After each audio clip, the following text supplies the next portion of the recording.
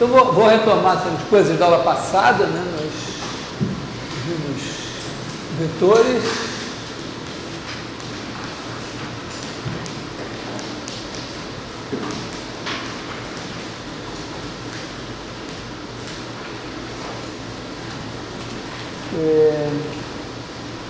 E bom, a gente viu que ele pode pegar até os vetores, vetor de flechinha, lembrando, né, o vetor flechinha, o vetor é uma flechinha que pode ser transladada para qualquer ponto do espaço, e é sempre o mesmo vetor. E, bom, vou notar por V o conjunto dos vetores. Então tem o V, tem uma operação de adição de vetores, tem os números reais e tem a multiplicação de um vetor por um número real. E isso aqui tem certas propriedades que eu vou... Assim, a primeira propriedade é que a adição de vetores é associativa. Isso aqui eu vou economizar, não vou dizer, mas é para todo U, para todo V, para todo W, vale isso.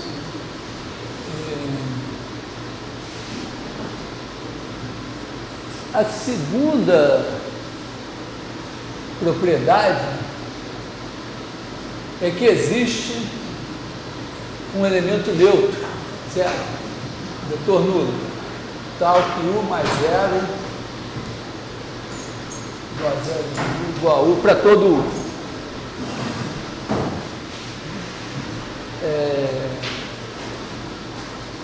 Não sei se vocês já viram isso em álgebra, mas esse zero é único. Já viram a demonstração disso? Somos zero com outro zero. É emocionante, muito legal. Terceira propriedade é que para todo U existe um menos U, tal que menos U mais U igual a U mais menos U, que é igual a zero.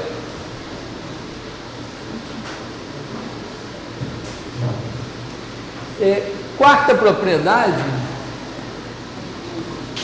é a comutatividade. Para todo U e V. Embora a comutatividade talvez devesse figurar em primeiro, ela está em quarto aqui, não é por acaso, é porque isso aqui configura o que a gente chama de um grupo comutativo. Mas existem grupos não comutativos. Existem, por exemplo, se você considerar as funções, as bijeções, as f de x em x bijetiva, e considerar a operação de composição de funções, essa operação é associativa, tem um elemento neutro, que é a identidade, toda função tem a inversa, mas ela não é comutativa. Então, existem situações relevantes na matemática em que você tem as três primeiras propriedades, mas não tem a quarta. As três primeiras já configuram o que a gente chama de um grupo, e se tiver a quarta, a gente chama de grupo comutativo ou grupo abeliano. Então, os vetores formam um grupo abeliano. Até aqui não falei da multiplicação, né? Então, a multiplicação tem propriedades, né? Se você fizer ST vezes U, isso é igual a S vezes TU, para todo S, para todo T, para todo U. Uma espécie de associatividade bastarda aqui, assim. E tem uma dupla distributividade, né? Se você fizer T vezes U mais V, isso é igual a TU. Aliás, eu vou fazer primeiro essa daqui.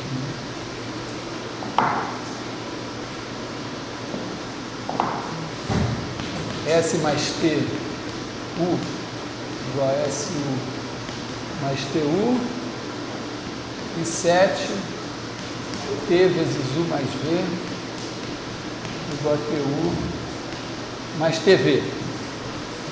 Essas propriedades aqui ligam a multiplicação por escalar com a adição.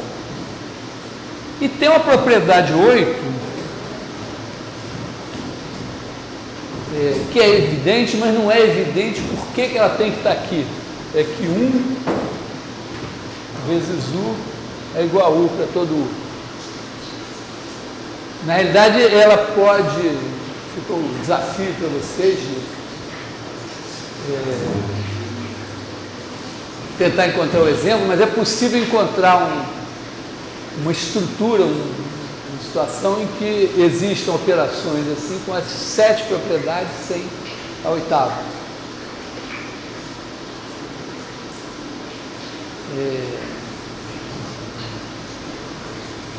Bom,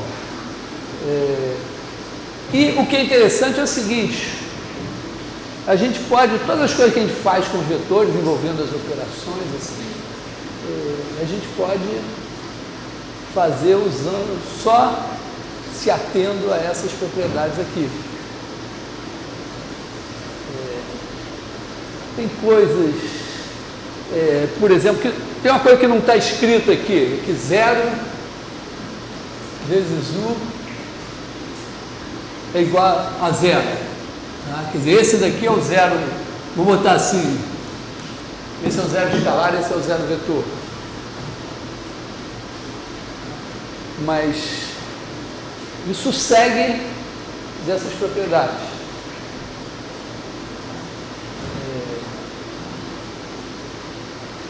Talvez assim, né? Se você usar essa daqui, ó, 0 U é igual a 0 mais 0 U, que é igual a 0 U mais 0 U.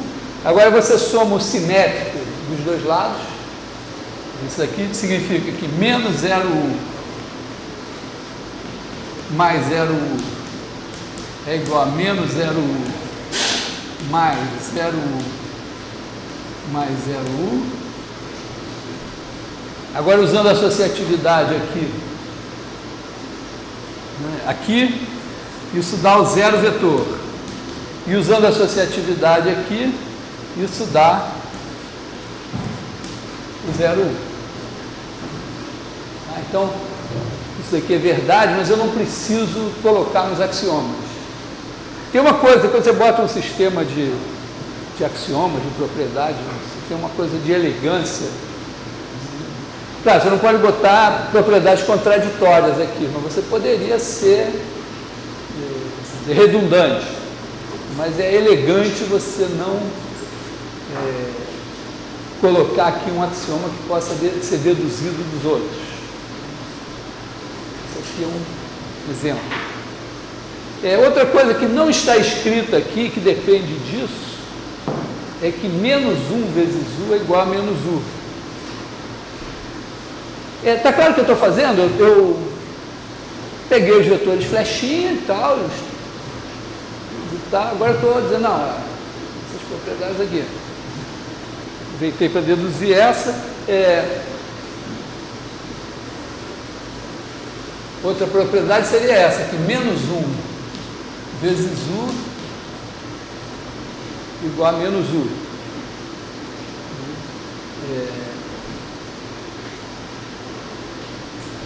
Bom, a gente pode fazer o seguinte, né, que a gente já sabe que 0 U igual a 0, então menos 1 mais 1 U é igual a 0.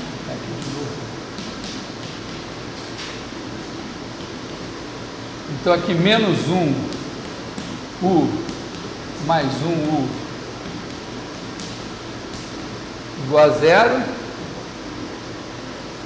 E então menos 1 U mais U igual a 0. Não acabou porque eu não provei que o menos U é único, mas esse cara daqui é o cara que somado com U dá zero. Mas eu posso somar menos u dos dois lados. Então eu tenho aqui, eu tenho menos 1u mais u mais menos u igual a 0 mais menos u, que é igual a menos u aqui. E agora, usando a associatividade, eu zero esse, e aí ficou menos 1u igual a menos u. Então, isso é também um tipo de, vamos ver, eu falei de habilidades geométricas, é um tipo de habilidade algébrica que você desenvolve estudando matemática, né? Provar, vamos dizer, trabalhar com operações algébricas abstratamente e obter resultados. Porque eu estou falando isso pelo seguinte, ó. Eu começo a provar. Oi? Não, você quer aparecer aqui no filme?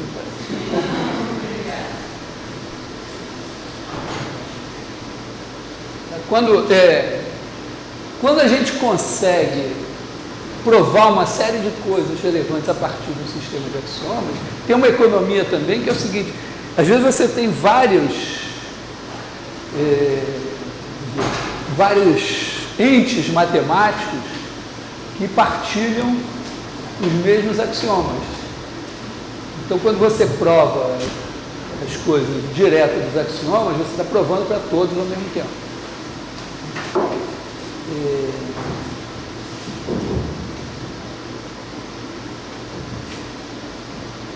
Para dar um exemplo aqui, vamos dizer, o alcance disso está ligado ao seguinte: eu vou também enunciar aqui as propriedades de produto escalar.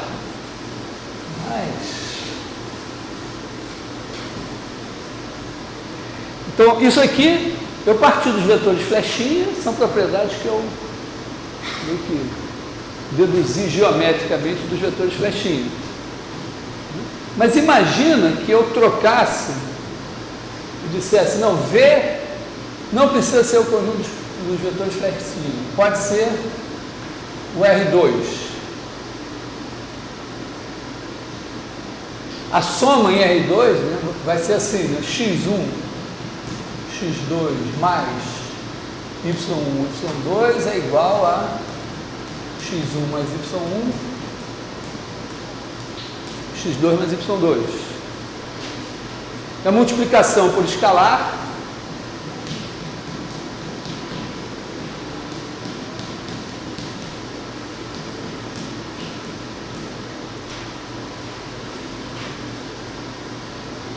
aqui eu estou fazendo V igual a R2, estou redefinindo as coisas. Pode testar ali, ó, tudo vale.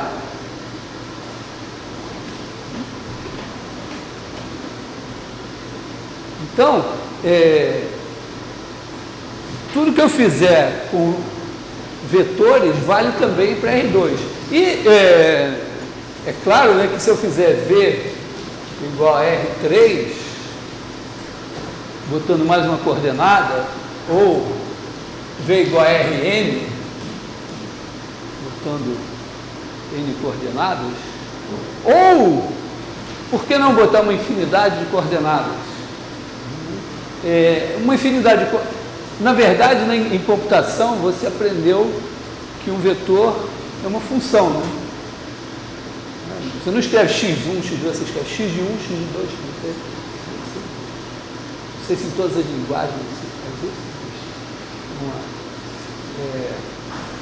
Então, você pode também pensar o seguinte, ó, pensa V como conjunto das funções de um certo conjunto X em R.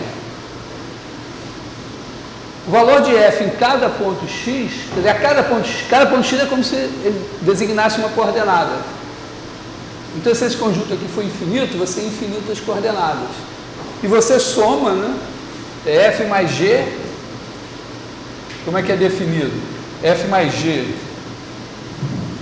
de X é igual a F de X mais G de X. Se você pegar um número T vezes F, T vezes F calculado em x é simplesmente T vezes F de x. Tudo vale aqui também, tá? O vetor nulo é a função que vale zero para todo x. O vetor menos v, se você tem a função f, menos f equivale, menos f em x é menos f de x. E tudo isso aqui funciona.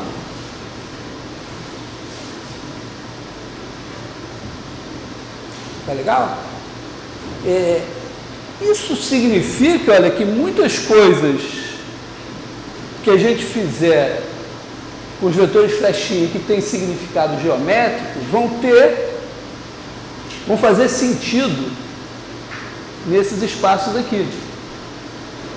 Exemplo, né?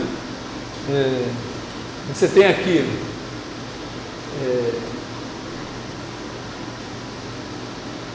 pensando assim, o vetor, ora como vetor, ora como ponto, tipicamente quando a gente tem um espaço vetorial, se a gente pensar o vetor nulo, é como se fosse a origem. Você pensa os vetores assim, então pensa aqui, você tem um vetor V, aqui você tem um vetor U, e aí você faz a reta aqui assim, que é simplesmente pegar o vetor W igual a V menos U. E vão ser os caras da forma V mais TW com T em R. Isso pensando em termos de vetores flechinha, é uma reta.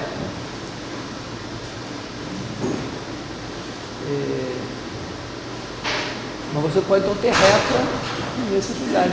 Oi. Desculpa. Quer dizer, funciona também, mas não é o que eu desenhei.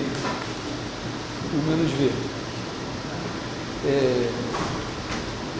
Então, você pode começar a geometrizar esses espaços aqui, simplesmente observando que eles têm uma estrutura que partilha as mesmas propriedades que a estrutura dos vetores flechinha.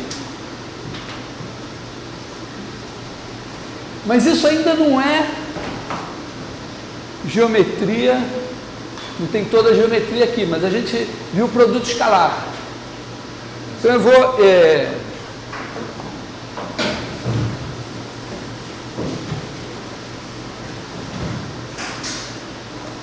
incluir aqui as propriedades do produto escalar.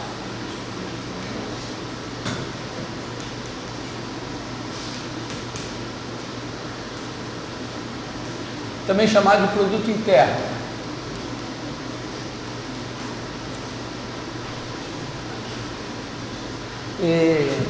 O produto escalar é uma aplicação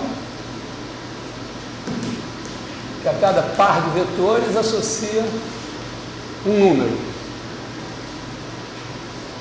Só de passagem assim eu vou, no futuro ainda, a gente vai considerar também espaços vetoriais em que esse cara aqui não é um corpo dos reais, é dos complexos, ou pode ser um corpo qualquer, que pode ser ainda ter uma certa generalidade maior. Mas pensa aqui para o escalar. Quer dizer, cada dois vetores associam um número real. Propriedades, bom, propriedade 1, lembrando, né, que o produto escalar de U por V, ele é inteiramente geométrico, quer dizer, ele é definido como a norma de U vezes a norma de V vezes o cosseno θ.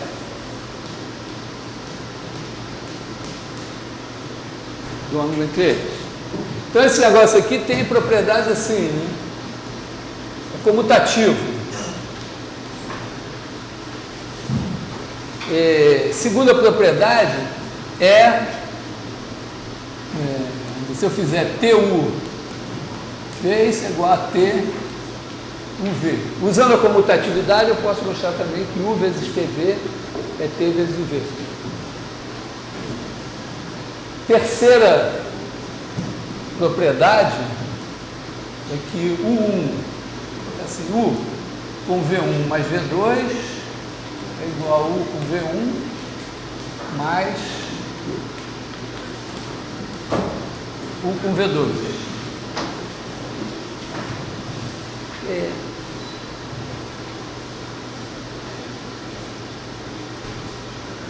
E eu vou botar a quarta propriedade, que é geral, porque tinha um negócio com a base canônica, mas a base canônica claramente é uma coisa que tem a ver lá com os vetores flechinha, né?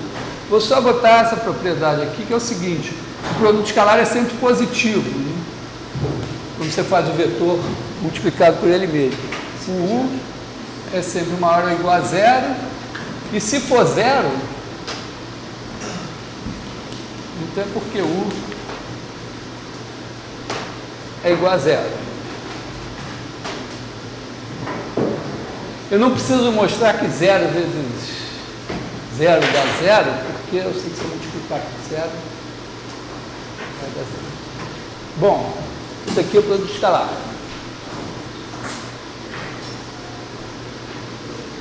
Tem essas propriedades aqui. Tá tudo bem? Todo mundo está em paz, assim? Isso é uma revisão da aula passada.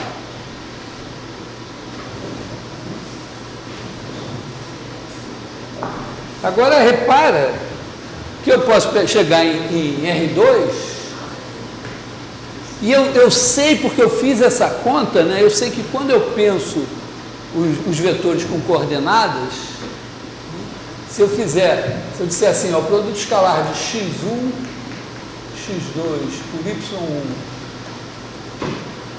y2, isso aqui vai ser x1, x2 mais y1, y2. Vai ser isso mesmo? Não seria x1, y1, x2? Não, desculpa.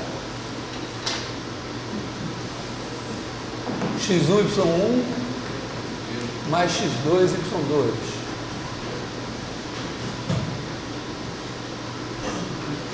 Não só é bom sério, pensar que eu estou mentindo, como na verdade, às vezes eu estou mentindo mesmo. Tá? Se você botar isso aqui, você vai ver que o R2, que já tem essas propriedades, esse produto escalar vai dar essas propriedades aqui.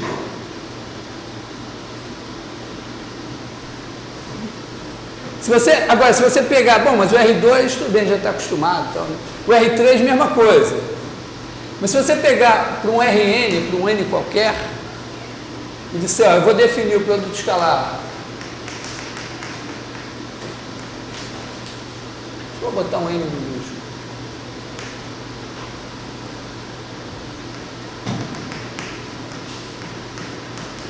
E disser, vai ser x1, y1 mais xn, yn, tudo isso aqui funciona também. E aí a coisa começa a ficar interessante pelo seguinte, tem muita geometria aqui. E a gente está acostumado a pensar o plano como R2, o espaço como R3, mas o Rn já é uma coisa... E o Rn é uma coisa super importante para nós, porque, afinal, estamos no tempo da ciência de dados, então tudo são massas enormes de dados e tal. Então você tem um negócio enorme que você pode... isso é um vetor em Rn. E se você coloca uma geometria nisso, você começa a ser uma espécie de médium, que enxerga coisas que os outros não veem.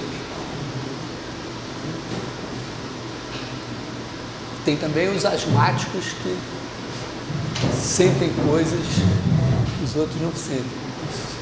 Aí já é escapuliu. E o mais interessante é o seguinte, olha, tudo que você provar com essas propriedades vale sempre que o negócio que você está colocando satisfizer essas propriedades. Então, eventualmente, você pode, inclusive, inventar outros produtos escalares aqui e manter uma geometria decorrente desses produtos escalares. Isso vai ser importante na probabilidade estatística. Só para ficar em termos abstratos, imagina que eu escolha aqui números positivos P1, Pn, todos estritamente maiores que zero. E eu diga, não, não vou fazer o produto escalar assim não, porque esse aqui já está na cara, né? Vou botar aqui P1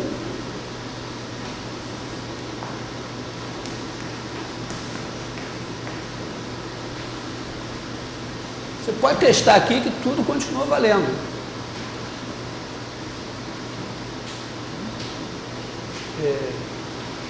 E isso daqui é o segredo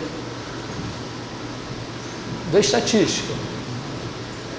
Eu comentei rapidamente na aula passada a coisa da variância do desvio padrão. A definição de variância do desvio padrão decorre de você escolher esse produto escalar, se esses caras aqui são as probabilidades. Voltaremos aí. Então,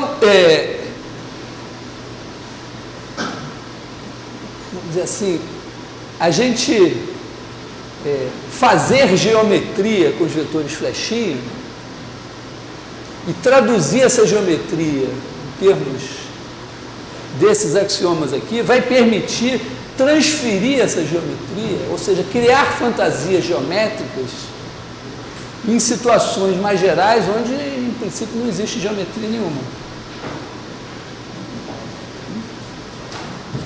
E vai nos permitir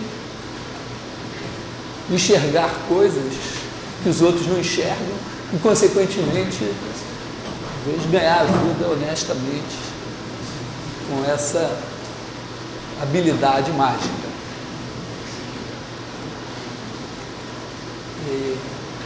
Eu queria daqui deduzir umas coisas.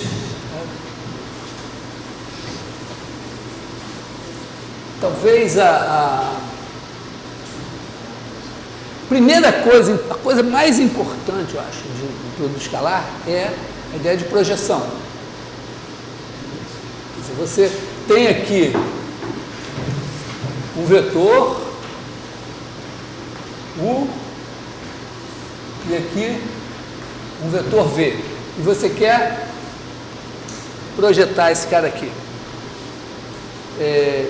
Bom, por que você quer?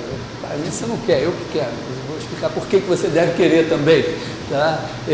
Pensando assim, olha, esse é o primeiro truque para uma compactação de arquivos.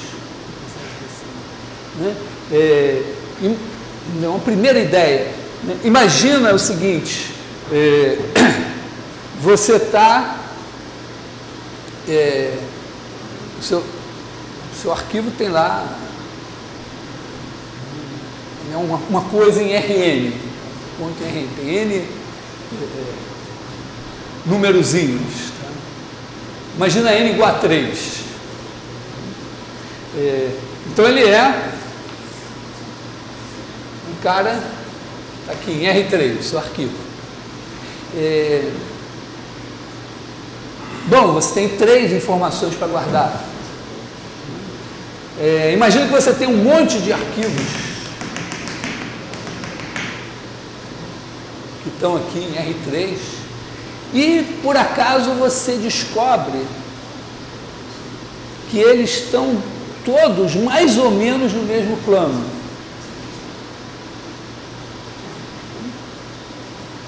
Então, para simplificar, imagina que tem um plano passando pela origem e que eles estão todos mais ou menos nesse plano. Bom, eu posso pensar assim, olha, os pontos desse plano, eu consigo, se eu pegar um vetor aqui, ε1 e um ε2, nesse plano, eu consigo escrever todos os vetores do plano como combinações lineares desses dois. Então, os pontos do plano, embora eles estejam em R3, eu só preciso de 2 números para caracterizar cada um. Se os meus pontos de verdade não estão no plano, mas eles estão muito perto, eu posso projetar todo mundo aqui, pego o ponto do plano mais próximo. Se eles estão realmente perto, esse erro que eu cometo projetando é pequeno. Eu tenho uma perda, toda compactação tem perda. Mas eu perco pouco. E aí eu passo a representar meus arquivos, em vez de usando 3 números, eu passo a representar usando 2 números cada um. Então eu tenho um ganho de espaço, claro, à custa de uma certa perda de informação. Tipicamente, compactação é isso, né? Você diminui o número de coordenadas do seu vetor, perdendo informação, mas de maneira que você não esteja tão longe assim do que era. Essa mudança de 3 variáveis para 2, você já definiu o plano que vai acontecer. Eu tenho, não é qualquer plano. Aqui tem a parte culinária, dizer não, aqui tudo bem, tem esse plano, toda compactação tem uma coisa arbitrária, né? Então eu estou imaginando aqui que eu já tenho esse plano, que projetando eu não vou perder muito. Aliás, isso também remete a uma questão que é a seguinte, né? Quando você tem um monte de dados, você está em RN, então seus dados é um cara em RN. Você pode ter esse cara e outro cara, 2 arquivos diferentes. Qual é a diferença, qual é a distância entre eles? A diferença, claramente você faz a diferença coordenada a coordenada, é o vetor diferença. Mas o tamanho desse cara é uma coisa que a gente tem escolhas arbitrárias, como é que a gente vai medir, dar o tamanho do cara. Quando o tamanho, quando você tem um produto escalar que é razoável, você diz, não, eu posso medir a norma do vetor. Né? Daqui ó, tem uma definição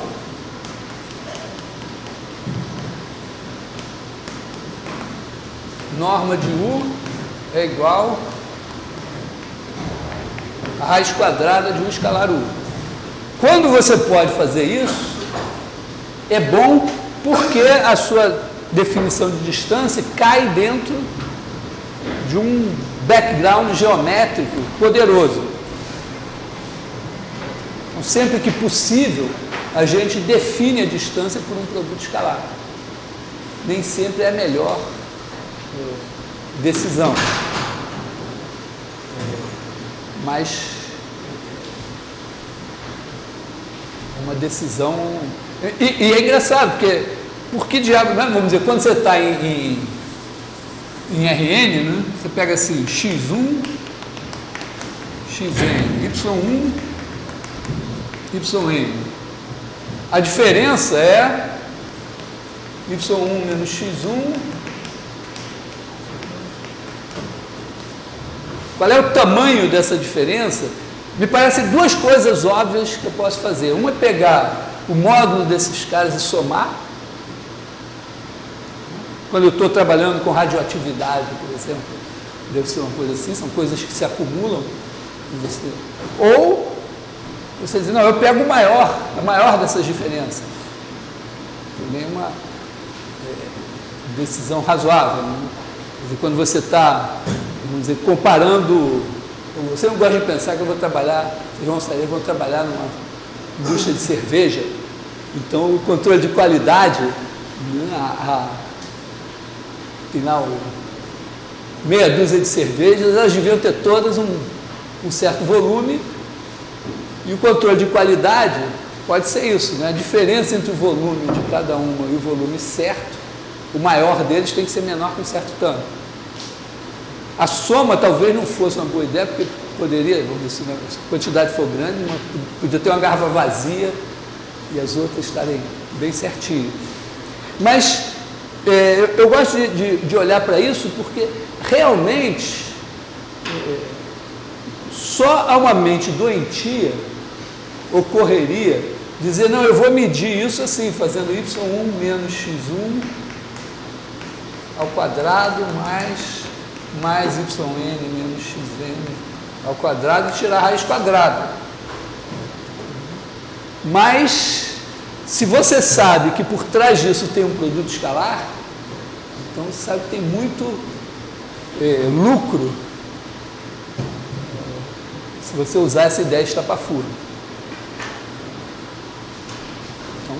Então tem muitas outras possibilidades, mas estou comentando por que sempre que possível a gente faz isso, porque tem geometria. E a primeira coisa, né, é observar isso aqui, ó. Você faz isso, tem o V, tem o U. Eu quero saber quem é esse cara aqui. Uma maneira simples é dizer o seguinte, ó, chama aqui de W. Já fiz isso na aula passada, né? 1 sobre norma de U. Esse cara tem norma 1. Então, se eu fizer V escalar W, eu tenho esse tamanho. Se eu multiplicar pelo W, que é unitário, esse daqui é o meu V bar. Vou chamar de V barra.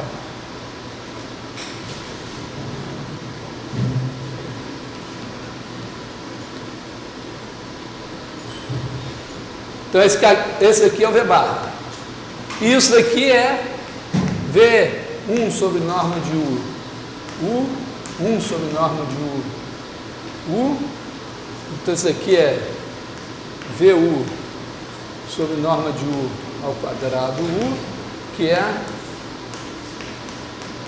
VU sobre U.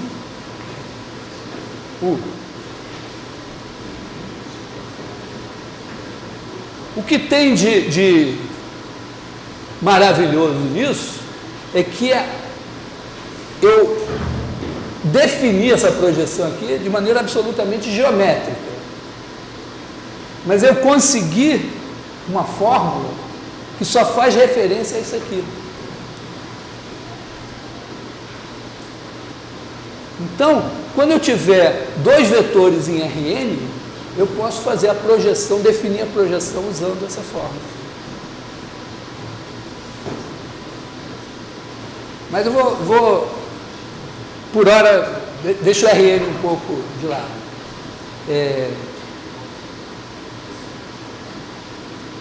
Tem uma coisa que também que um dia conversando com o Bernardo falou assim, não, o Teorema de Pitágoras é uma coisa tão importante que ele virou uma definição, ele praticamente está aqui, né? Isso aqui que eu falei foi a projeção.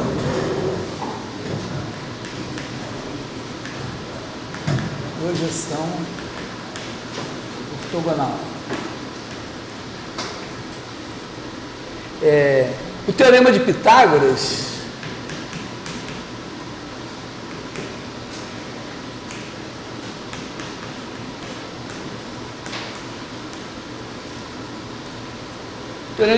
vetorial pode ser o seguinte, né? Você tem um triângulo retângulo.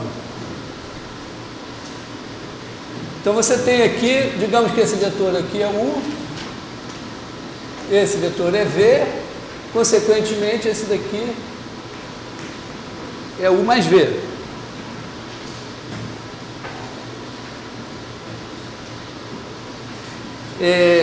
Eu sei nos vetores flechinha, essa definição aqui, quando eu escrevi definição aqui, o sentido é o seguinte, nos vetores flechinha, isso daqui, eu tinha a norma e eu usei a norma para definir o produto escalar. A norma e o ângulo. Quando eu estou com esses axiomas e não tenho nada, eu uso o produto escalar para definir a norma. No caso dos vetores flechinha, tanto faz. Então, o Teorema de Pitágoras, o que ele diz? Ele diz, vou escrever aqui, teorema.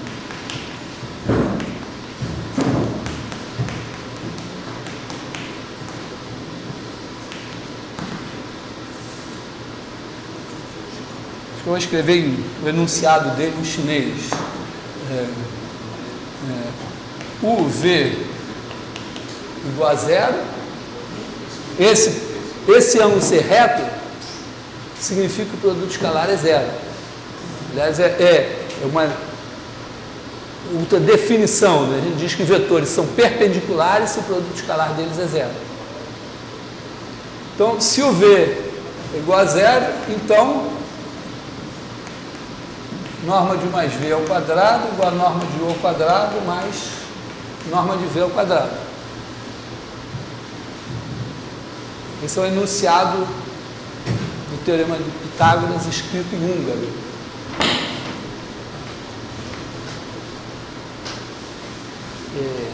E bom, a demonstração é U mais V ao quadrado é U mais V.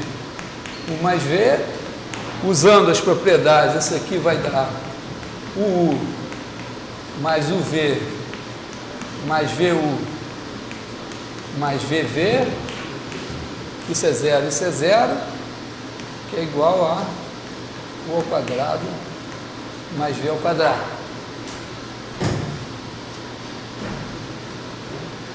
A demonstração veio em outra língua da preferência de vocês.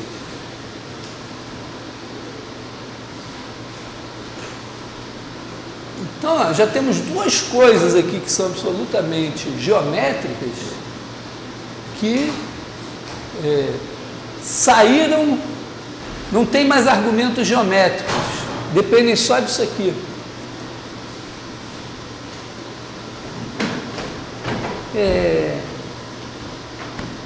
Assim como eu defini a distância, eu posso definir ângulo, né? Mas aqui eu teria que botar uma definição assim, né? O cosseno θ tem que ser igual ao produto escalar de U por V dividido pela norma de U vezes a norma de V.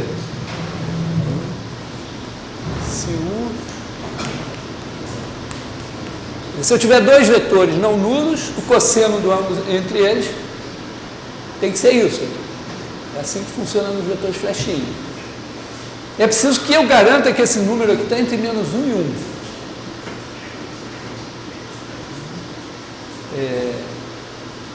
Então, o fato de que esse número vai estar entre menos 1 e 1 não pode depender de nenhum argumento geométrico, tem que sair daqui também.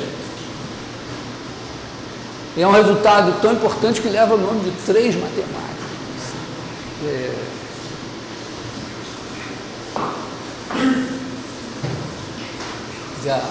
Vamos dizer, a desigualdade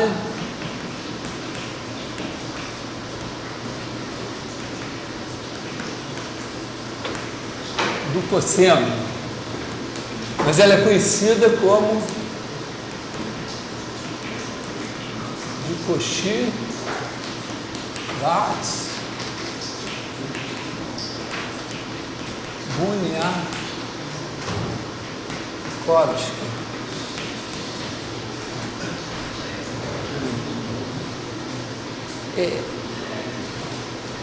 O que ela diz? Ela diz que esse cara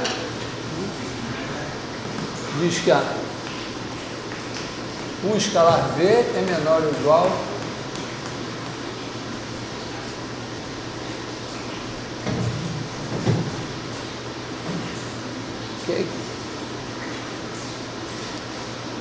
Essa definição do cosseno, você tira da definição chamada de produto escalar, usando só as normas do cosseno, ou você tira direto da definição? Não, eu estou fazendo um processo que é o seguinte, né? Eu comecei com os vetores, comecei lá no espaço,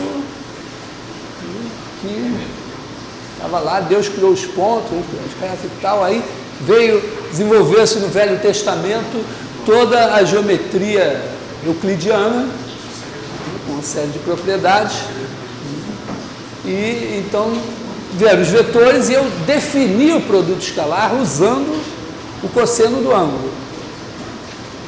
Pela definição do produto escalar, o cosseno do ângulo é isso, lá nos vetores flechinha. O que eu estou fazendo agora é um processo de inversão. Eu estou pensando o seguinte: toda vez que eu tiver uma estrutura em que isso vale, eu posso investir essa estrutura numa fantasia geométrica. E para fazer isso, eu tenho que definir os objetos geométricos. Bom, uma coisa importante é a distância, e a outra é o ângulo. Tem geometria sem isso, mas já que eu tenho ângulo, então, quando eu estou aqui, eu uso isso para definir o ângulo.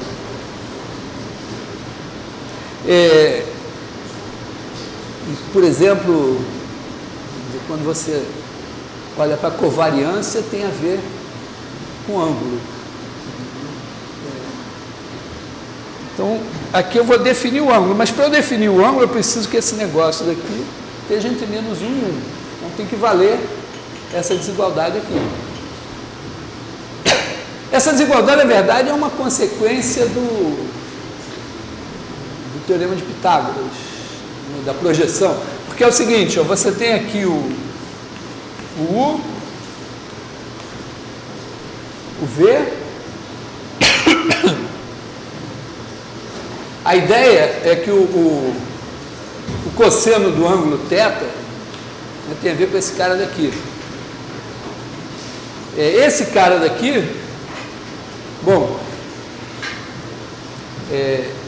esse aqui é vou botar ele em rosa aqui, é o U escalar V sobre U escalar U vezes U.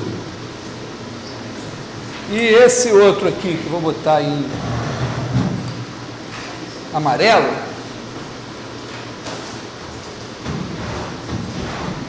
vou chamar esse aqui de V barra. Esse amarelo aqui vai ser o V menos V barra. Eles são perpendiculares, pelo menos na minha figura foram feitos para ser. Eu tenho que demonstrar isso, na verdade. Então, observação primeira, né, é que V menos V barra escalar V barra deve dar zero. Isso aqui é V barra menos V barra V barra.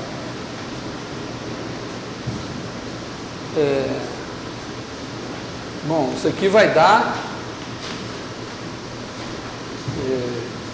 V barra, esse daqui, né, vai dar UV ao quadrado sobre o U. E V barra vai dar UV ao quadrado, o U sobre o U ao quadrado. Corta esse com esse e dá zero. Compara as contas. Fiz o produto escalar, ó, V por V barra. Isso aqui é número. Então ficou esse número vezes V escalar U. Como V escalar U é igual a U escalar V, apareceu um escalar V ao quadrado aqui.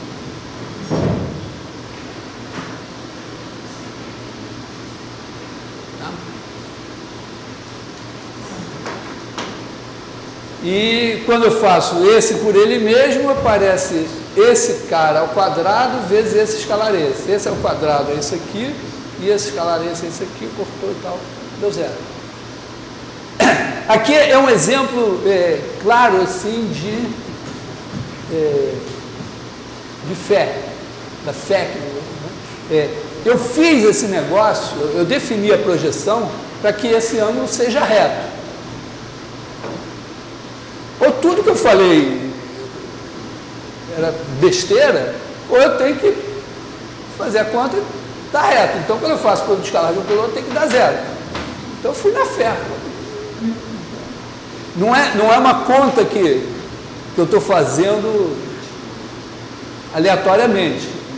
Tudo que eu fiz foi para que isso fosse zero. Ok? Bom, então, moral da história, é o seguinte, esse ângulo aqui é reto, então o quadrado desse é a soma dos quadrados desses. O que importa aqui é o seguinte, aqui está o θ, esse é o V, esse é o θ, esse é o V cosseno θ. E agora eu provei que esse cara que tem que ser o V cosseno θ é menor ou igual que esse. Né? Porque o quadrado dele mais alguma coisa é o quadrado desse. Então esse daqui é menor ou igual que esse. E dizer que esse é menor ou igual que esse é dizer isso aqui. Oi? Essa fórmula aí, essa equação de sinusoide é uma fórmula? Isso aqui foi o que eu acabei de deduzir, a projeção. Coisa mais importante, você tem que saber, assim, não é saber de qual, tem entendido. Deixa eu apagar aqui acho que eu já posso apagar esse negócio. Eu me perdi um pouco na hora de deduzir essa projeção. Projeção tem que estar assim, ó. Está aqui o U, está aqui o V. Vou botar torto porque para dificultar mesmo. Aí você projeta ortogonalmente aqui. Então, o que é esse cara daqui? O que é esse tamanho aqui? É o tamanho de V cosseno θ. É isso.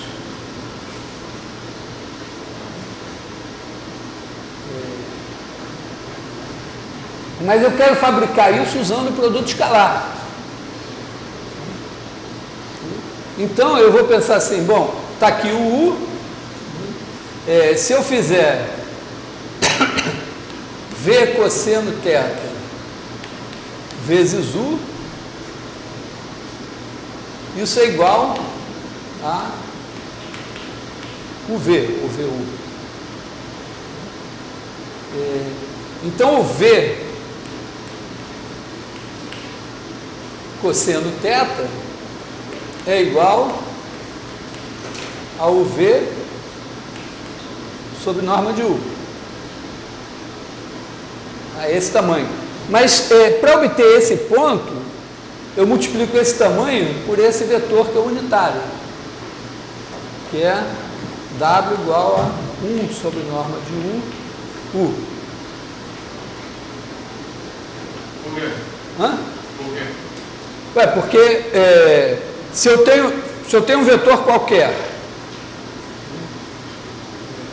U, qualquer, se eu quero vamos dizer que seja um múltiplo dele, que tenha norma 1,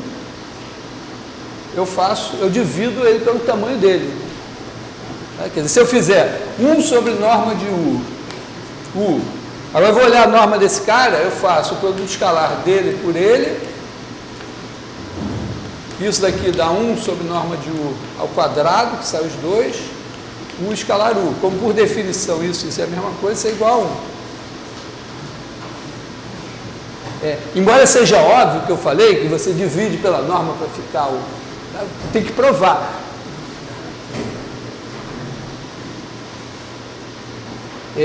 Geralmente quando a gente está construindo um negócio assim, a gente começa provando coisas óbvias para testar se o negócio está certinho mesmo. Não é que não adianta nada você provar coisas óbvias, mas você testa para ver se está tudo legal, depois você começa a provar coisas não óbvias. Aqui é isso. Bom, tá? Então, para conseguir aquele ponto lá... Para conseguir esse ponto aqui, eu multiplico esse tamanho por esse cara. Por que tem que fazer essa multiplicação? Essa parte que eu não entendi. Porque isso aqui é um número, né? Eu estou pensando assim, isso aqui é o zero, a origem. Estou pensando, está sempre implícito nessa coisa assim, eu estou botando uma origem. Né? Então, esse aqui Então, esse número aqui é só o tamanho. Mas se eu quiser o ponto, eu tenho que botar um vetor que chegue aqui. Então, eu pego o unitário dessa direção e multiplico por esse tamanho. Aí quando eu faço isso, eu acredito que eu obtive esse cara e que esse ângulo é reto. Para provar que esse ângulo é reto, eu faço essa conta e realmente ele é reto. Entendi. E se realmente esse ângulo é reto, então, aqui do Pitágoras, segue que o quadrado desse mais o quadrado desse é igual ao quadrado desse. Então, o quadrado, norma de V ao quadrado, é maior ou igual que norma de V barra ao quadrado, que é igual, quem é o V barra? É UV sobre V, norma disso ao quadrado. Na norma sai o escalar. Então isso aqui é igual a UV ao quadrado, UU ao quadrado, norma de V ao quadrado, VV. E aí você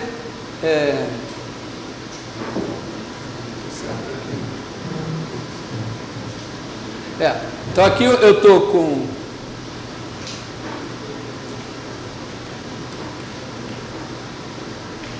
perdi alguma coisa aqui.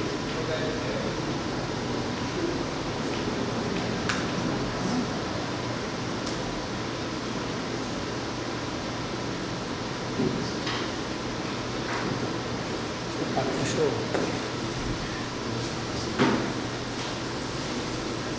pagar a conta aqui. Então eu tenho norma de V ao quadrado, esse aqui, é maior ou igual que norma de V barra ao quadrado.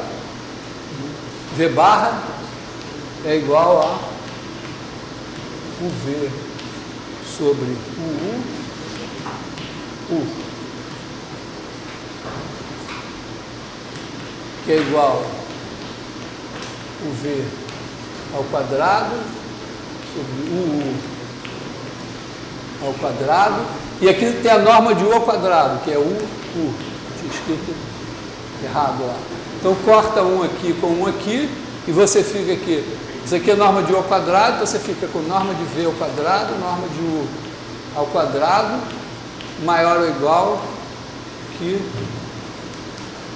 o V ao quadrado. Tirando a raiz quadrada, como esses são positivos, fica norma de U, norma de V, maior ou igual. Aqui eu não sei se esse é positivo ou não, tem que botar o módulo. Aqui é a desigualdade. Mas repara que ela é uma coisa puramente geométrica. Você poderia, aliás, tirar a coisa do cosseno assim, né? Pensando, o cosseno, você poderia dizer, o cosseno é esse daqui dividido por esse. Você poderia começar a coisa observando, se você dividir o tamanho desse. O problema de dividir o tamanho, por que ele não faz o tamanho, é o seguinte, é que quando você faz a projeção, pode estar assim. E aí a projeção desse cara aqui vai dar aqui assim. E o tamanho é uma coisa sempre positiva, mas você quer o cosseno negativo, você não quer o tamanho desse cara, você quer esse número aqui. Entenderam a sutileza aqui? Que a projeção, vamos dizer, quando você tem o U aqui, esse cara daqui é 1 sobre norma de U, ele sempre aponta para cá. Mas se o V estiver para cá, a projeção cai aqui. Se o V estiver para cá, aponta para cá. Então aí, esse número aqui pode ser positivo ou negativo.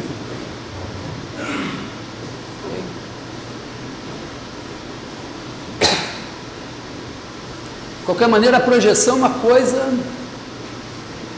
crucial.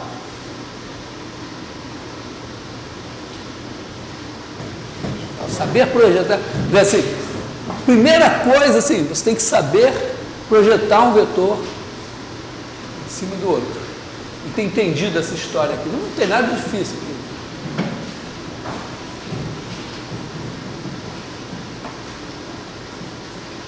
Beleza?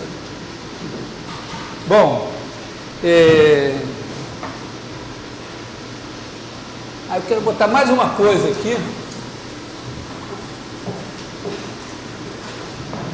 que é o que eu chamo de truque de Fourier.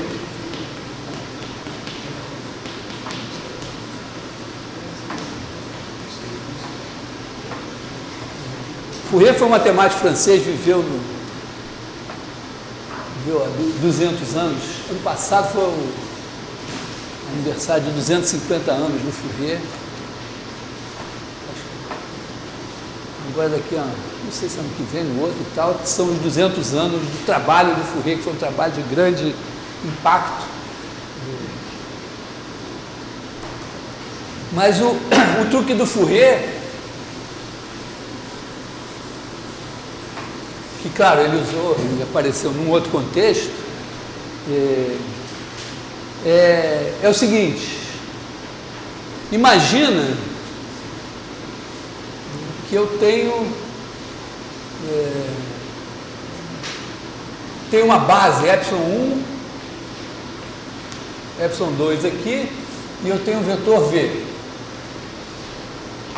E eu quero escrever V igual a x1, ε1 mais x2, ε2. Isso pode ser meio complicado. Mesmo que, vamos pensar assim, imagina que isso está em papel quadriculado. Então, tem aqui papel quadriculado, e aí eu tenho coordenadas. Então, meu V tem coordenadas x1, x2. Vou botar as coordenadas em pé. O meu ε1 tem coordenadas A11, A21. E o ε2 tem coordenadas A12, A22.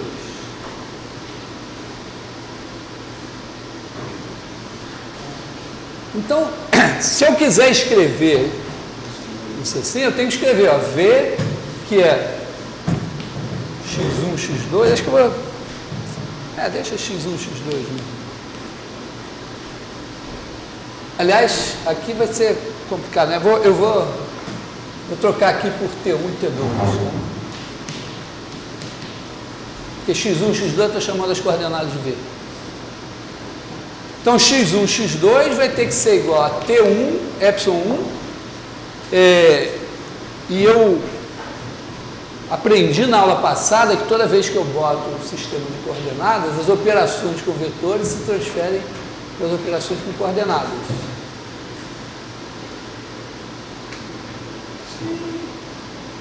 Talvez não tenha aprendido, mas por isso que você tem que estudar. É o seguinte, quando você tem um sistema de coordenadas, não que seja um sistema torto, aliás, vamos aplaudir a colega que fez a pergunta, que ninguém teve coragem de fazer. Quando você faz uma pergunta assim, todo mundo fica feliz, porque ninguém estava entendendo também. Então, aqui você tem o vetor V1, aqui você tem o vetor V2, e aqui você tem o vetor V1 mais V2. Se você olhar para as coordenadas, ó, as coordenadas do V1, vou botar só a primeira coordenada. Eu tiro paralelas aqui. Então, essa daqui é a coordenada x1 do V1. E essa daqui é a x2 do V2. E esta daqui é a coordenada do V1, a primeira coordenada do V1 mais V2. E ocorre que a primeira coordenada da soma é a primeira coordenada do primeiro mais a primeira coordenada do segundo. E se você fizer aqui,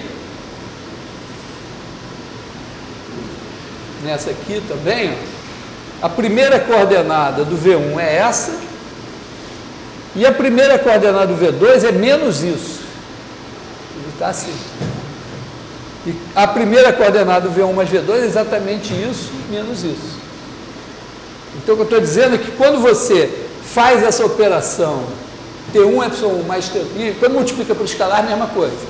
Quando você faz T1 epsilon 1 mais T2 epsilon 2, você pode fazer com as coordenadas.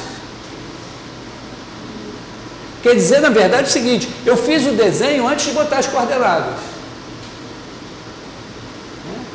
Quer dizer, o fato de eu querer escrever V como T1 epsilon 1 mais T2 epsilon 2 não tem nada a ver com eu ter outro sistema de coordenadas. Mas se eu tiver algum sistema de coordenadas aqui, e nesse sistema eu souber as coordenadas de V, as de epsilon 1 e as de epsilon 2, eu posso transformar isso numa conta, né? Um sistema, na verdade.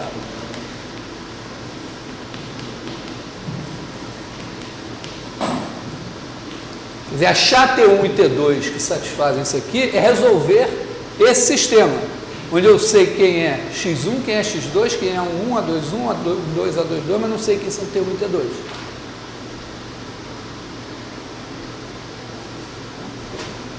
Então eu tenho que escrever x1 é igual a T1 A1 mais T2 A12, x2. Devia ter deixado x1 e x2 trocado aqui para B1, B2, para ficar mais. Prefere isso? Prefere que eu faça isso? Não, já tá copiado. Tá bom? Não vai ler isso mesmo. Copia. Então x2 é igual a T1 A21 mais T2 A22. Então achar T1 e T2 é resolver esse sistema.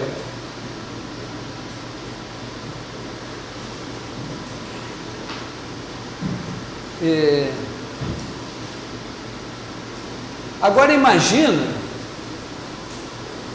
que é a mesma coisa, só que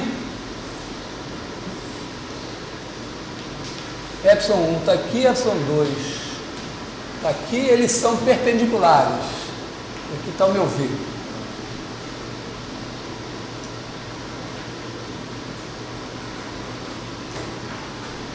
Então eu quero resolver isso, mas eu sei que epsilon 1 escalar epsilon 2 é igual a zero. É até melhor quando eles são unitários também. Mas o Fourier,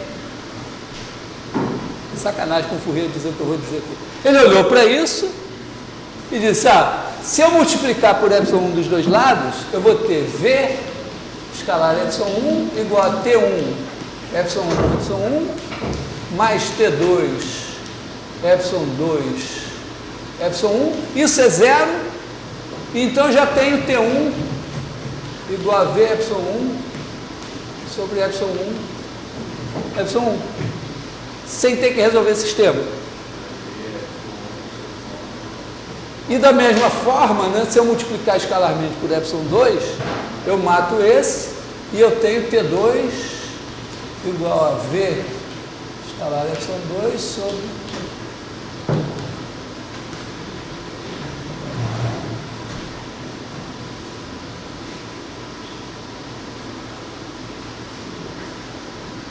simples, né? Assim, quer dizer, significa não ter que resolver o sistema, já ter.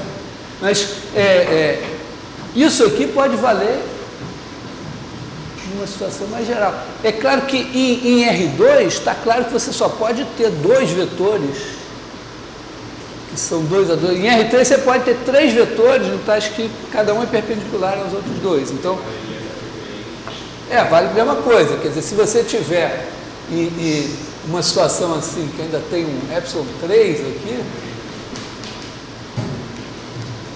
então você teria que resolver um sistema 3x3, só que em vez de resolver o sistema 3x3, você vai ter T3 igual a V escalar epsilon 3 sobre epsilon 3 epsilon 3. Supondo, claro, que aqui, né, quando eu multiplico por epsilon 1, o epsilon 1 é perpendicular ao epsilon 2 e ao epsilon 3. O epsilon 2 é perpendicular a esses dois, o epsilon 3 é perpendicular a esses dois, e isso pode ser em RN. Você pode ter uma situação assim, né, que V é igual a T1 epsilon 1 mais Tn epsilon n. E aí, para calcular esses caras, você teria que resolver um sistema N por N. Estou sendo rápido? Vamos lá, quem vai ganhar as palmas agora? Olha só, se eu tivesse... Imagina que esses caras estão em RN. Então, o meu V, ele tem coordenadas aqui, vou dizer assim, V1, Vn, em RN. E eu quero escrever ele como combinação linear desses caras aqui. Então, eu quero escrever isso aqui igual a T1. Aí o ε1 tem coordenadas A11, AN1. O εn tem coordenadas A1n, ANN. Para calcular esses T's, conhecidos os V's e os A's, eu vou ter um sistema de N equações com N incógnitas. Mas se por acaso o produto escalar 2 a 2 dos épsilon for zero, eu vou ter essas fórmulas aqui. Quer dizer, eu multiplico escalarmente por epsilon 1 dos dois lados, e aí pela distributividade eu vou ter T1, epsilon 1, epsilon 1, e os outros todos zero. Depois eu multiplico por epsilon 2, todo zero menos o do epsilon 2, e assim vai. Então eu tiro diretamente os T's. É um truque maravilhoso. Só que o Fourier inventou isso numa situação em que a soma era infinita e não existia produto escalar ainda. Por isso é o Fourier. Depois, porque é assim, entendeu? O cara tem uma ideia brilhante lá num contexto que... Aí ninguém depois vai lá e constrói a teoria para ficar facinho, né? O primeiro subiu o morro lá, cortando mato com os dentes, e depois você vai pela trilha e diz, pô, o cara subiu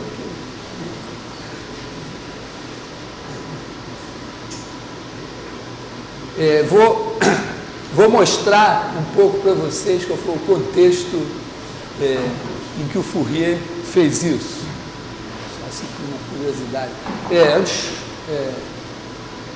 Vê se ficaram claras essas coisas aqui. Cada uma delas é muito importante.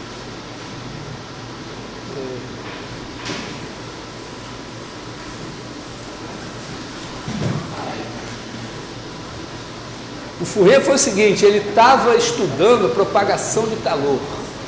E aí ele fez lá a física do negócio, montou um modelo, fez uma série de considerações e contas, e no final das contas ele chegou no seguinte, ele tinha que pegar a função f de x e escrever assim, como alguma coisa, vou botar a anotação, a 2 mais A1 cosseno x mais B1 seno x mais A2 cosseno de 2x mais A3 mais B2 seno de 2x, etc. Digamos que a f era uma função de 0,2π em R. E lembra o seguinte, o meu século XIX, então, naquela época, função basicamente é uma série de potências. Então, a primeira ideia do Fourier foi dizer, bom, então a minha f de x é um somatório de an x elevado a n, taco aqui, a n não, vou botar aqui cn, sei lá, alguma coisa, alfa n, x elevado a n, e eu quero achar esses alfa n. Bom, o que eu faço? Bom, isso aqui é um número, a 0 sobre 2, isso aqui é A1, o cosseno x é somatório de k igual a 0 a infinito, de menos 1 elevado a k, x elevado a 2k, sobre 2k fatorial, está com a série de Taylor. Você viu esse cálculo 1? Né? Série de Taylor do cosseno, depois a do seno, depois as outras séries de Taylor, ficou com um sistema linear infinito, meteu bronca aí, acho que ele até resolveu. Na minha cabeça, eu olhei esse livro do Fourier, na minha cabeça ficou que ele resolveu assim. Aí depois, aí ele faz isso, e aí eu achei brilhante dele botar isso no livro. Ele faz essa porra toda assim, e ele diz, mas eu achei uma solução melhor. O que ele faz? Ele multiplica dos dois lados por cosseno x e integra. Ele faz integral de 0 a 2π. Digamos, ele quer achar o A1. Ou, digamos assim, ele quer achar o A2, vamos dizer, f, tá? X cosseno de 2x dx. Aí, usando o teorema de engenharia, que diz que a integral da soma é a soma das integrais, mesmo quando a soma é infinita, que vale nesse caso, mas claro, quer dizer, isso aqui vai dar A0 sobre f de x, A0 sobre 2, f de x, integral de 0 a 2π dx. Aqui a f supostamente é periódica. Aliás, desculpa, A0 sobre 2 cosseno 2x dx mais B1 integral de 0 a 2π seno, mais A2 integral de 0 a 2π cosseno de 2x ao quadrado dx mais etc. E aí ele saca que todas essas integrais dão zero menos essa.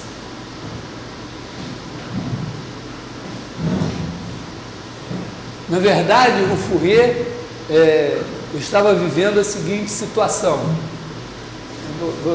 Mas, entendeu? Explicando assim, ele multiplicou aqui por cosseno 2x dos dois lados, integrou de 0 a 2π, e viu que todas essas integrais davam zero menos essa. E aí ele achou a 2, claro, usando as integrais e tal.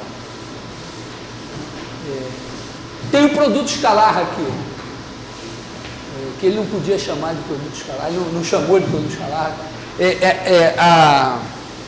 A compreensão de que tinha aqui um produto escalar é uma coisa do começo do século XX, essa axiomatização de produto escalar. O que está em jogo aqui é o seguinte, ó. Imagina que o nosso espaço vetorial, V, é igual ao conjunto das funções f de 0 a 2π em R. Eu vou roubar um pouco assim, mas são funções... Podia botar vamos ver, para simplificar o que complica um pouco, vamos dizer assim, f contínuo.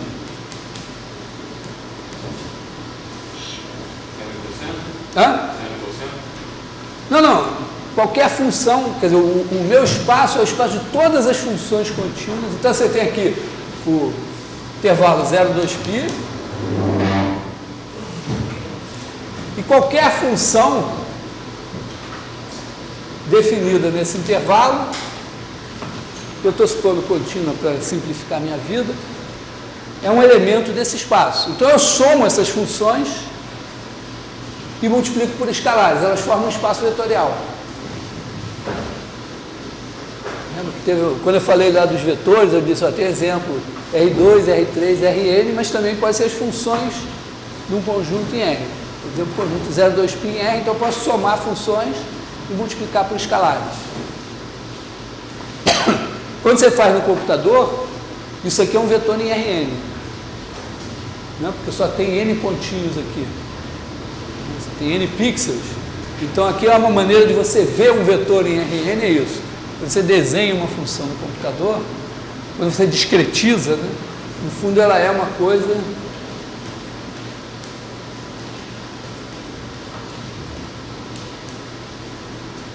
Tem um certo número finito. A aproximação dela, senão, um número finito de pontos é um vetor em Rn. Mas, pensando a ideia abstrata, é uma coisa num espaço de dimensão infinita. Então tem todas as propriedades de produto vetorial, você soma, multiplica por escalar e tal. Só que tem um produto escalar aqui. Ó. Produto escalar de f por g é igual a integral de 0 a 2π de f de x, g de x, dx. É comutativo, distribui. Se você multiplicar por um escalar uma delas, o produto sai multiplicado. Né? Se multiplicar f por 2, o 2 vem aqui, ele sai. Se você fizer o produto escalar de f por f, dá sempre positivo, a menos que f seja identicamente nula, pela contínua. Então tem um produto escalar aqui. E o fato é que se você fizer exercício de cálculo 1, se você fizer a integral de 0 a 2π de cosseno de nx, cosseno de nx dx, isso dá 0 se n diferente de m e dá π se n igual a m.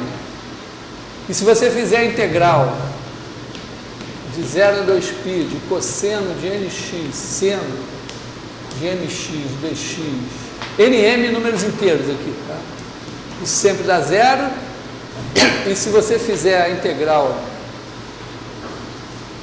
de 0 a 2π de seno de nx, seno de mx dx, também dá 0 se n diferente de m.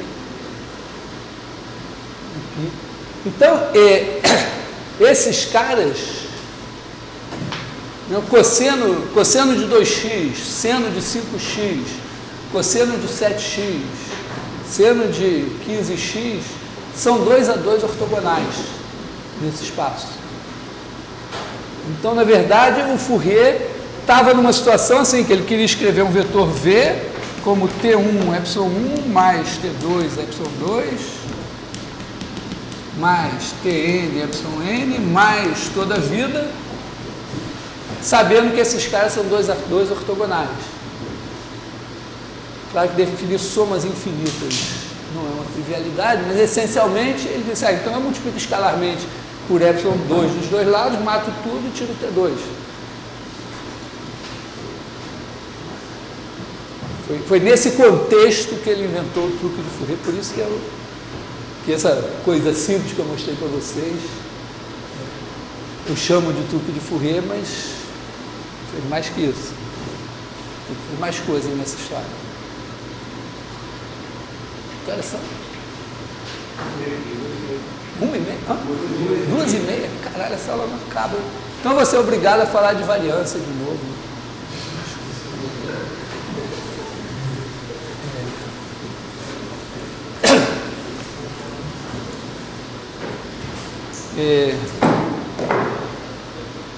Então, lembrando, na aula passada, eu falei da situação do experimento assim, que você faz. Você tem x1, xn e você quer um x barra que seja o melhor. Eu quero aproximar, eu quero pensar isso assim, eu tenho x barra, e a minha ideia foi dizer o seguinte, né? Eu estou em Rn, eu faço meu desenho em n igual a 2 e digo, ó, esse cara daqui é um x, é um elemento de Rn. Está aqui. As coordenadas dele, em princípio, não são todas iguais. Mas eu quero um cara que tenha todas as coordenadas iguais. Portanto, ele tem que ser um múltiplo desse vetor, aqui. Quer dizer, eu vou chamar esse cara aqui de W. Está aqui, ó. W. É 1. Estou fazendo um exemplo da situação em que eu estou em Rn e eu faço o desenho em R2 e ele me diz qual é a conta que eu tenho que fazer em Rn. Então a ideia aqui é o quê? Isso é uma reta. Os múltiplos de um vetor formam uma reta.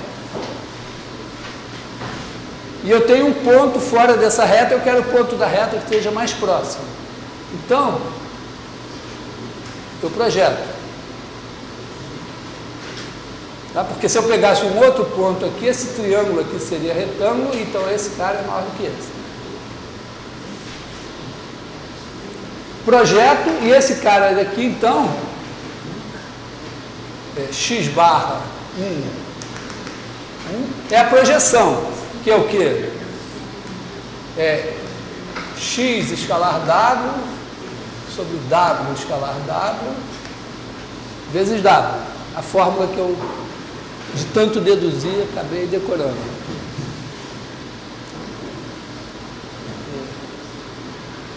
E isso me dá, né, como w é 1, isso daqui me dá x1 mais xn sobre... Então, isso é x1 vezes 1 mais x2 vezes 1 mais x3 mais xn vezes 1, x1 mais xn. E o w escalar w é 1 vezes 1 mais 1 vezes 1 mais 1 vezes 1 mais 1 vezes 1, dá n. E aqui, 1. Então, meu x barra é igual a x1 mais xn sobre n. Então, eu posso pensar de duas maneiras. Uma é, eu estou usando essa maneira de definir a distância, quer dizer, o que eu estou dizendo? Eu estou dizendo que a norma de qualquer vetor y em Rn é y ao quadrado mais yn ao quadrado elevado a 1 meio. Ou seja, eu estou usando o produto escalar yz igual a yz1 mais ynzn. E ao usar esse produto escalar e essa maneira de medir distância, eu estou legitimando a média aritmética. Eu estou dizendo que esse cara daqui, que é o mais próximo desse, é dado escolhendo x barra como sendo a média aritmética. Ok?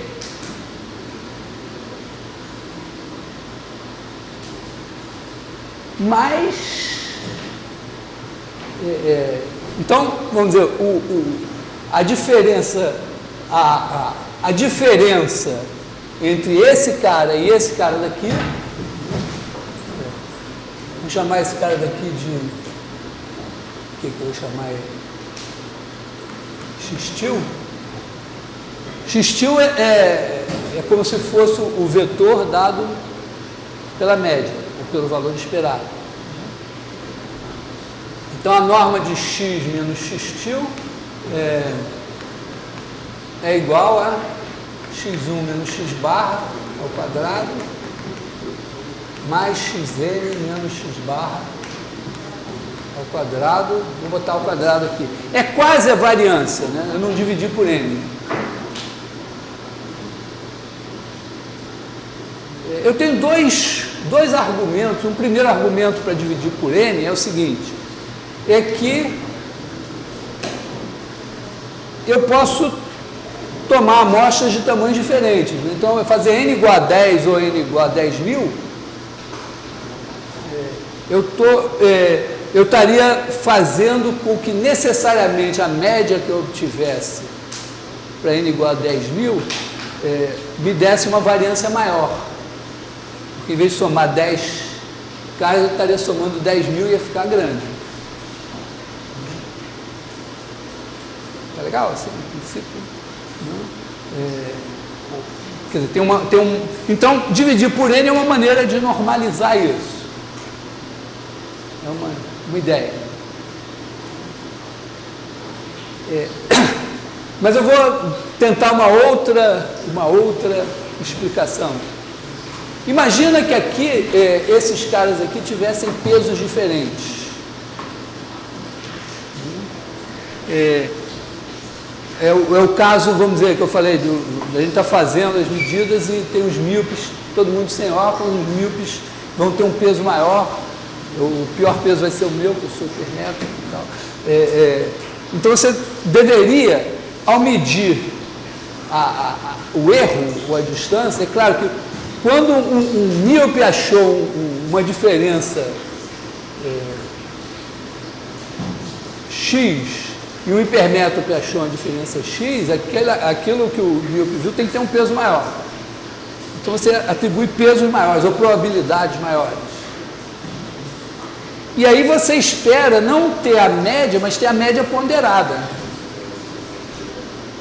Quer dizer, a gente espera, numa situação assim, se você atribui...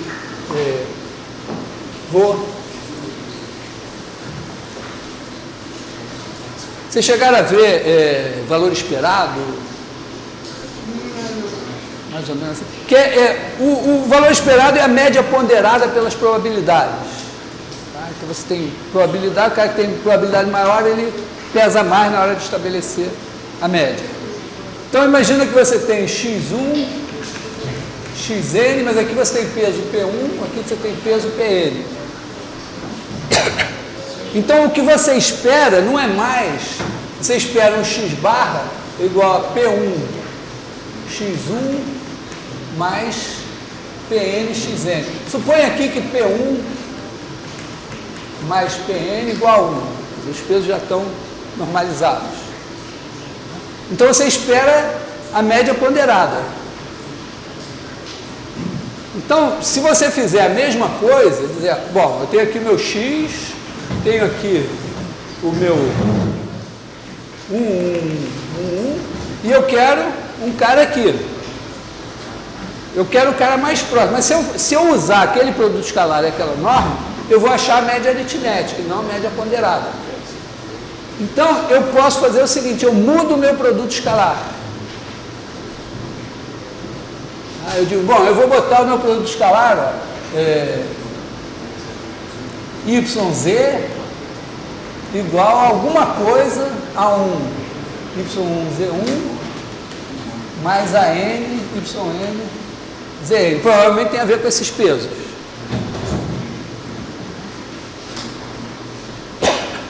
Bom, o que acontece aí?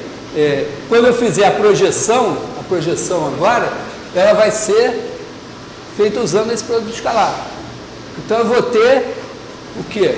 Eu vou ter que esse cara aqui, x barra 1, vai ser igual a projeção, produto escalar de x por, chamar esse W aqui, né?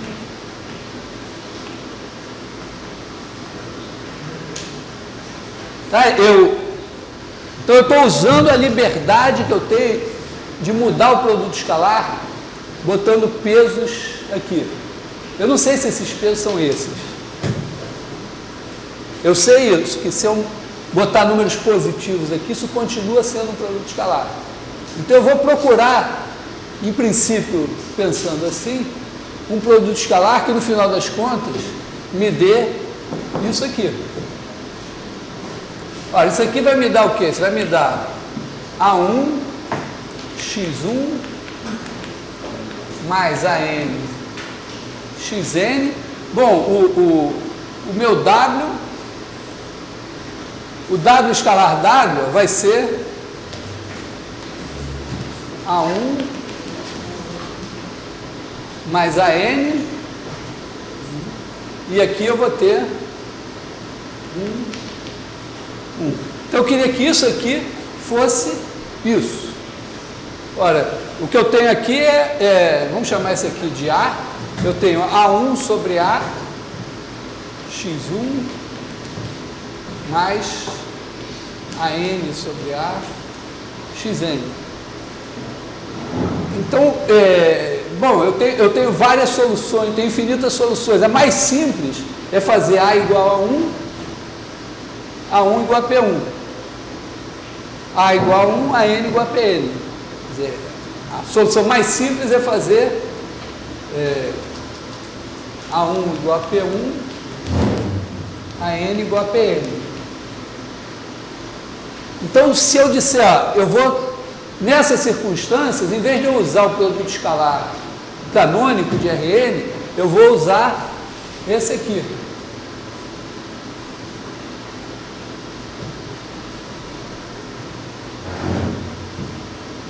E agora, eu sei que se eu calcular o cara mais próximo, ele é a média ponderada, que é o que eu considero justo. E o meu erro aqui, o meu desvio padrão, agora vai ser o quê? Quer dizer, eu vou ter a minha variância, vai ser o quadrado dessa norma.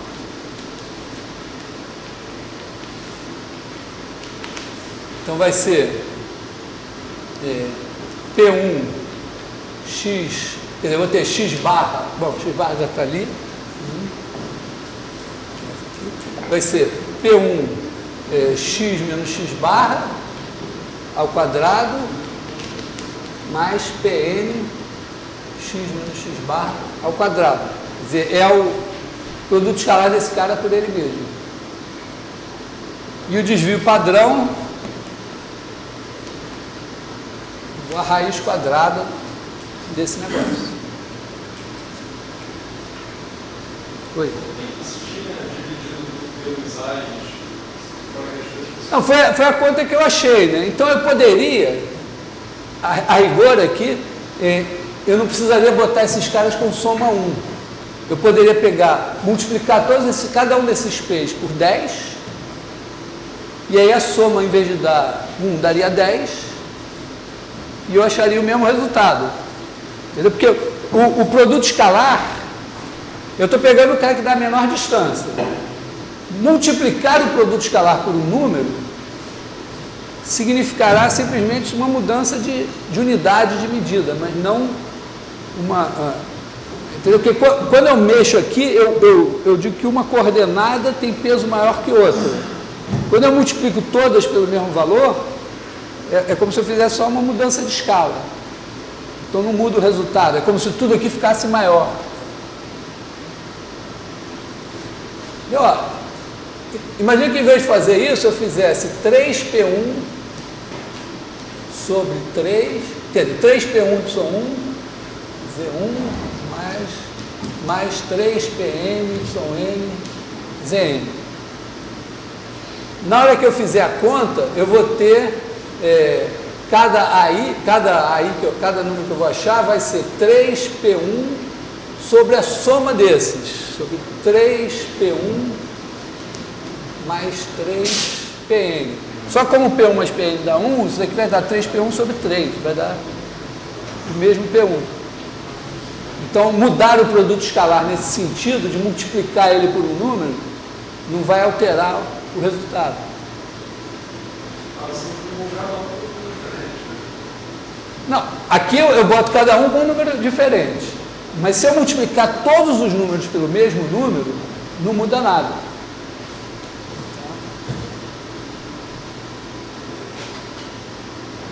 Então, estou só, vamos dizer, concluindo aqui que a definição de variância, na verdade, o desvio padrão, ele é a distância entre esse cara e esse daqui. Desse cara daqui é o quê?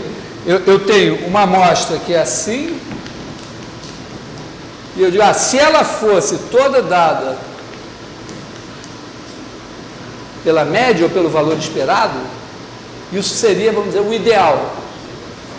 Então, a distância entre o que eu tenho e o ideal, eu estou chamando de medida de desvio padrão. Essa distância é medida a partir desse produto escalar. E a variância é só o quadrado da distância, porque é mais, em vez de ficar tirando raiz quadrada, a gente usa a variância. Vamos dizer, isso não apareceu assim. Eu não sei quem foi que deu essa definição, mas provavelmente surgiu antes do produto escalar, tem uma sacada, tal, mas tem um produto escalar aqui que legitima toda essa história.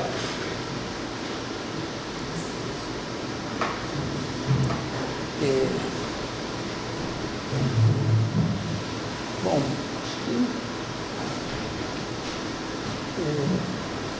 então eu fiz assim uma excursão bem, eu estou procurando ser bem abstrato e geral. Então, produto escalar, para nós, pode ser o produto escalar lá. Norma de um vezes a norma de outro, vezes o cosseno θ, é o ponto de partida. Mas, quando a gente coloca os axiomas, a gente pode introduzir o produto escalar com as coordenadas em R2, em R3, em Rn. Pode mudar o peso das coordenadas no produto escalar, o que dá uma... É uma coisa importante, tá certo? Industrialmente, você tem variáveis que têm importâncias diferentes. Estatisticamente, por vários motivos, você tem variáveis que têm... Então, se você vai medir alguma coisa por uma distância, por um produto escalar, é provável que coordenadas diferentes devam ter pesos diferentes.